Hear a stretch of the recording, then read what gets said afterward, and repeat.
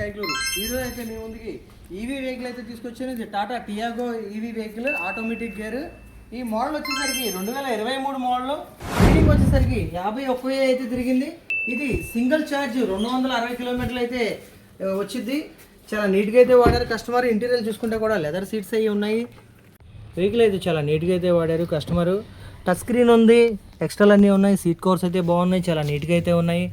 ఈ vehicle gear auto gear అయితే ఈ టైప్లో అయితే బాల్ టైప్లో అయితే వస్తుంది. చాలా కంఫర్ట్గా అయితే ఉంటుంది.